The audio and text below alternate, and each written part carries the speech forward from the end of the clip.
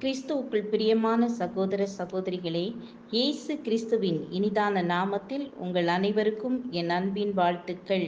இன்றைய தினம் உங்களுக்காக கொடுக்கப்பட்ட வேத வசனம் யாத்ராகமம் 32ஆம் அதிகாரம் 14ஆம் வசனம். அப்பொழுது கர்த்தர் தமது ஜனங்களுக்கு செய்ய நினைத்த தீங்கை செய்யாதபடிக்கு பரிதாபம் கொண்டார். வேட்டையாட நண்பர்கள் காட்டிற்கு சென்றனர். அப்பொழுது தூரத்தில் ஒரு சத்தம் கேட்டது. ஒரு புகை மூட்டம் தெரிந்தது. காட்டுத்தீ வேகமாக பரவி வருவதை கண்டனர். இனி தப்பவே முடியாது என நினைத்து பயந்தனர். அந்த நேரத்தில் அவர்களிடம் ஒரு தீப்பெட்டி மட்டும் இருந்தது. என்ன செய்வது என்று யோசித்தனர். திடீரென ஒரு யோசனை வந்தது. தீக்குச்சியால் தங்களை சுற்றிலும் இருந்த புதர்களை தீயெரிய செய்தனர். காட்டுத்தீயும் வேகமாக பரவி அவர்கள் அருகில் வந்தது. ஆனால் அந்த இடம் ஏற்கனவே எரிந்திருந்ததால் அவர்களை சுற்றிலும் தீ பற்றவில்லை. அவர்கள் காப்பாற்றப்பட்டனர். தேவன் ஆபிரகாம், ஈசாக்கு, இஸ்ரவேலுக்கு உங்கள் சந்ததியை வானத்து நட்சத்திரங்களைப் போல பெருக பண்ணுவேன் என்று ஆணையிட்டார். அந்த வாக்குத்தத்தம் அவர்கள் சந்ததியை சுற்றிலும் பாதுகாப்பாக இருந்தது.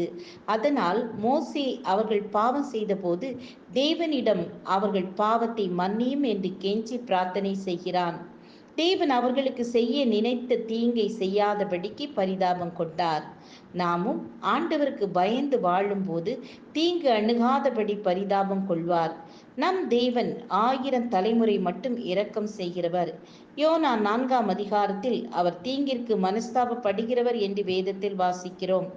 நினிவே ஜனங்களின் பாவத்தின் நிமித்தம் அதை அழித்துவிட நினைத்தவர் யோனா. தீர்க்கனை வேண்டும் என்று 40 நாட்கள் அவகாசம் கொடுக்கிறார். யோனாவின் எச்சரிப்பை கேட்ட ஜனங்கள் இரட்டு உடுத்தி மனம் திரும்பினார்கள். அவர்களின் செய்கையை கண்ட தேவன் அவர்களுக்கு தமது இரக்கத்தை வெளிப்படுத்தி அவர்களை அழிக்கவில்லை. இன்றும் கூட அநேக நேரத்தில் நாம் தேவனுக்கு விரோதமாக பாவம் செய்யும் போது நம்மையும் அழித்து விடாமல் நம்மேல் பரிதாபம் கொள்கிறார். நம்மை பாவத்திலிருந்து விடுவிக்கும் பொருட்டு தன்னுடைய சொந்த குமாரனையே நமக்காக சிலுவையில் பலியாக கொடுத்தவர். இந்த அனுக்கிரக காலத்திலே நம்மை ரட்சிக்கும்படி அவர் வாஞ்சியாய் இருக்கிறார். நாம் அவரை ஏற்றுக்கொள்வோம். அவருக்கு பிரியமாய் வாழ்வோம். ஜெபம் செய்வோம். எங்களுக்காக பரிதாபம் கொள்ளும் தேவனே, எங்கள் பாவத்திலிருந்தும் அறியாமையிலிருந்தும் எங்களை விடுவித்து எங்களை மீட்டருளுங்க. இயேசுவின் நாமத்தில் பிதாவே, ஆமேன், ஆமேன். God bless you.